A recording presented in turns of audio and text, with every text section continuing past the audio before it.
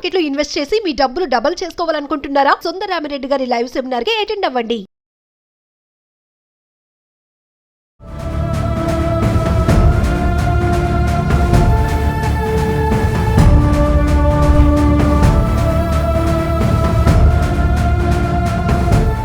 నమస్తే, welcome back to Suman TV. ప్రస్తుతం మనతో పాటు ఉన్నారు legendary award winner in real estate, TEDx speaker, analyst doctor Nandi Rameshwar Rao గారు.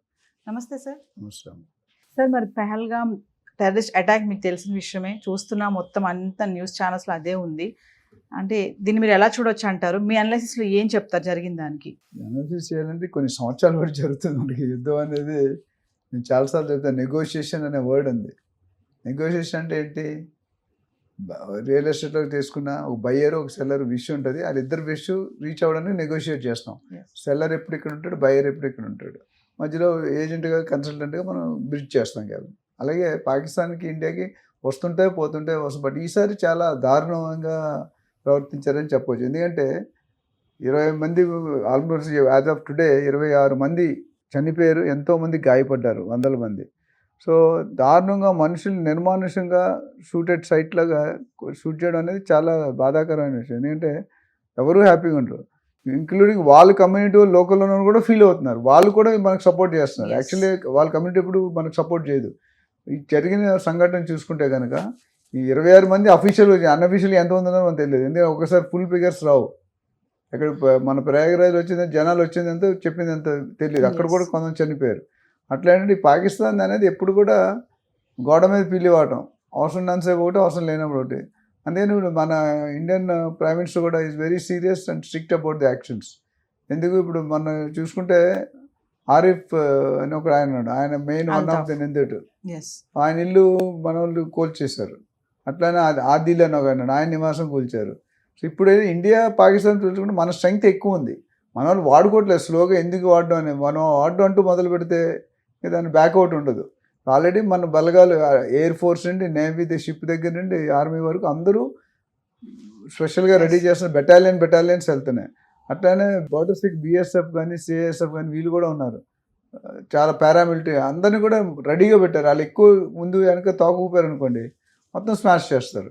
అయితే నెగోషియేషన్ చేసుకుని ఒక డెసిషన్కి వస్తే బెటర్. వీళ్ళు ఏంటంటే రావట్లేదు అన్నెసరీ. అందుకని మన వాళ్ళు ఏం చేశారు, నీళ్ళు బంద్ చేశారు, తర్వాత టాక్సేషన్ కానీ ఐటమ్స్ ఏవైతే రెగ్యులర్ మన దగ్గర నుండి వెళ్తాయి అవన్నీ కూడా బంద్ చేశారు. సో మిగతా యావత్ ప్రపంచంలో 170-200 దేశాలు ఉన్నాయి. ఆ దేశాలన్నీ కూడా they are opening for India, not for Pakistan. Maybe 5-10 మంది ఉండొచ్చు, వాళ్ళు బయటికి రారు, బ్యాక్ ఉండి నడిపించాలి పెద్దవాళ్ళే ఉండొచ్చు. ఎందుకంటే అదే Pakistan it's very small country మనతో పోలిస్తే పాపులేషన్. బట్ అంటే వాళ్ళకున్న స్ట్రాటజీ, వాళ్ళకున్న ఐడియాలు, ఆ టెర్రరిజం అనేది ఇట్స్ నాట్ కరెక్ట్. అనాలిసిస్ ప్రకారం చూసుకుంటే what is happening is not right for them and for us. ఎందుకంటే ఇద్దరు చంపుకుంటే ఎంతమంది చంపుకుంటూ పోతాం?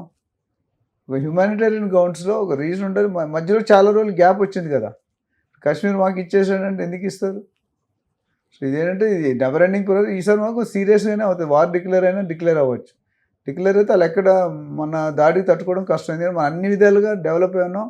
మన దగ్గర మిజైల్స్ కానీ ఏ విధంగా చూసుకున్నా, defence sector is very strong. మనకి ఎంతో హైయెస్ట్ పేమెంట్లు ఇచ్చి మనం పోషిస్తున్నారు వాళ్ళు. సో వాళ్ళు రెడీగా ఉన్నారు.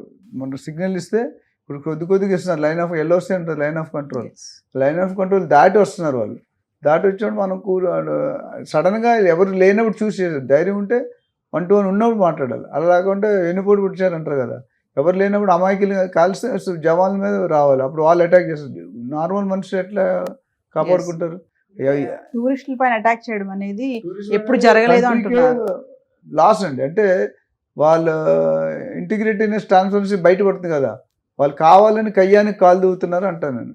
మనం మంచిగా వెళ్ళేదాన్ని. ఇప్పుడు మధ్యలో 2-3-4 years గ్యాప్ వచ్చింది కదా, ఆ గ్యాప్ తర్వాత మళ్ళీ ఎందుకు సడన్గా వచ్చిన ఎవరో అంటే నాకు తెలిసి somebody from India also maybe giving hour secret. నాకు తెలీదు, అంతకుముందు కూడా చాలాసార్లు జరిగినాయి. అలా జరుగుతుందా మాకు తెలీదు.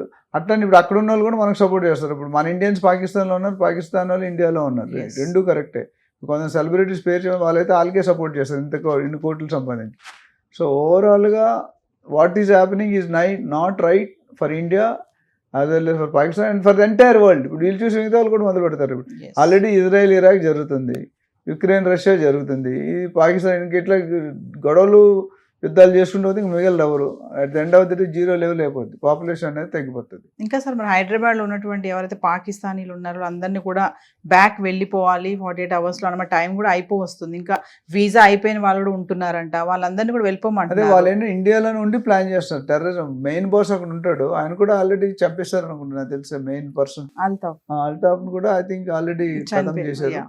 ఇంకా ఆ ఇష్యూకి సంబంధించిన ఎవరిని వదలరు మన వాళ్ళు. సర్వే చాలా, మన army is very strong, air force is strong, navy అంటే నీళ్ళ నుండి ఎయిర్ వరకు అన్ని రకాలుగా మనం డెవలప్ అయ్యి ఉన్నాం. అది కానీ ఒకసారి సీరియస్ తీసుకుంటే పాకిస్తాన్ విల్ బి నోవేర్, అది చూసుకోవాలన్నమాట. కానీ అది చేసే పద్ధతి ఎందుకు చేస్తున్నారనేది ఇప్పటికీ తెలియదు. వాళ్ళకి ఇండివిజువల్ టార్గెట్స్ ఉంటాయి. వాళ్ళకి టెర్రరిజం అంటే ఏంటంటే ఫ్రస్ట్రేట్ అయ్యి ఉంటారు వాళ్ళు. ఆ ఫ్రస్ట్రేట్ అయ్యి అది ఎవరు దొరికితే వాడు చంపేస్తున్నారు. ఒక ఆర్డర్ యుద్ధం డిక్లేర్ చేసి, ఇప్పుడు మహాభారతం యుద్ధాలు డిక్లేర్ చేసుకొని చేస్తారు. ఇక్కడ అలా లేదు, ఎవడు పడితే వాడు ఇష్టం లేపేస్తే ఓవర్ నైట్, విచ్ ఈజ్ అంటే చాలా బాధాకరమైన విషయం. దాని గురించి మాట్లాడాలంటేనే ఇబ్బంది అంటే. ఇక్కడ మతం కూడా చూస్తున్నారు సార్, నువ్వు హిందువా ముస్లిమా అని అడిగి మరి చంపినప్పుడు నేను చూసిన టీవీ న్యూస్లో చూశాను. చంపినప్పుడు ఏంటంటే నువ్వు బురకా ఎత్తి కానీ లేకపోతే మనిషిని పడుకుని లేపి నీ పేరేంటి, నీ ఏ మతం హిందూ అనగానే చంపేస్తున్నారు. అది తప్పు కదా. అది హిందూ అయినా మనిషే, పాకిస్తాన్ అయినా మనిషే, ముస్లిం అయినా మనిషి, ఎవరైనా మనిషే. It's not very going well. ఓవరాల్గా అంటే మన ఇండియన్ నుంచి సార్ వాళ్ళకి ఎట్లాంటి హెల్ప్ ఉంటుందంటారు? ఇప్పుడు 20 మంది చనిపోయారు, మరి వాళ్ళ మాటలు వింటే చాలా బాధాకరంగానే ఉంది. తండ్రిని కోల్పోయిన పిల్లలు ఉన్నారు, మరి భర్తను కోల్పోయిన భార్య ఉంది, కొత్తగా పెళ్ళైన జంటలు కూడా ఉన్నారు. ఇదంతా ఒకసారి వాళ్ళు ఏం చెప్తారు దీని గురించి? అంటే government will take care, but పోయిన మనిషి అయితే రాడు కదండి. ఎంత సపోర్ట్, ఫైనాన్షియల్ సపోర్ట్ ఇవ్వడం. జనరల్గా ఇలాంటి ఇష్యూలు అయినప్పుడు ఏంటంటే మీకు గవర్నమెంట్ కొన్ని ఎక్స్ట్రాస్ ప్రకటిస్తుంది, 25 లక్షలు 50 లక్షలు అని. అట్లానే జాబ్స్ ఇస్తారు, పిల్లలు ఉంటే చదివిస్తారు. ఇవన్నీ అంతకుముందు కూడా government is taking right care of them. But అది prevention is better than cure. ఇప్పుడు మనకు బుద్ధి వచ్చిన ఇటు పైన ఎప్పుడు కూడా నెగ్లెక్ట్ చేయకూడదు, లైట్గా తీసుకోకూడదు. ఏ మూమెంట్లోనే రావచ్చు అని 24/7 ఆల్రెడీ చేస్తారు మన సైనికులందరూ కూడా. ఇంకొద్దిగా స్ట్రిక్ట్ చేసి ఈ ఏదైతే కోల్పోయారో 20, 30, రేపొద్దు 30, 40, 50 కూడా వెళ్ళొచ్చు. కొన్ని రోజులు రోజుకి ఒక్కొక్కరు ఇద్దరు పోతున్నారు, ఎవ్రీడే పెరుగుతున్నారు. ఓవరాల్గా ఏంటంటే ఎవరైతే ఎఫెక్ట్ అయ్యారో ఈ యుద్ధంలో, ఈ ప్రాసెస్లో, వాళ్ళకి నాకు తెలిసి government will definitely give them some support so that they will survive. చదువులు కావచ్చు, పెళ్లి కావచ్చు, ఉద్యోగాలు కావచ్చు, ఫంక్షన్లు కావచ్చు, ఏ విధంగా కూడా ఎంతవరకు సాయం చేయగలరో అంతవరకు సాయం చేస్తారు. ఇప్పుడు మనం చిన్న తుఫాన్ వస్తేనే సాయం చేస్తున్నారు.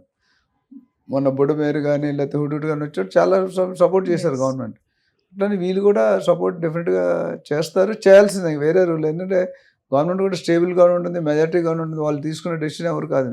ఇలాంటి విషయాలు అందరూ వెదర్ కాంగ్రెస్, బీజేపీ, టీఆర్ఎస్ కూడా అందరూ ఏకమత్యంగా ఒకటే అంటే యూనిఫామ్ యునైటెడ్గా ఉన్నారు. ఇందులో అపోజిషన్ రాజకీయాలు మాట్లాడలేదు, అదొక ప్లస్ పాయింట్. ఆ విధంగా చూసుకొని సపోర్ట్ చేస్తే బెటర్. Thank you.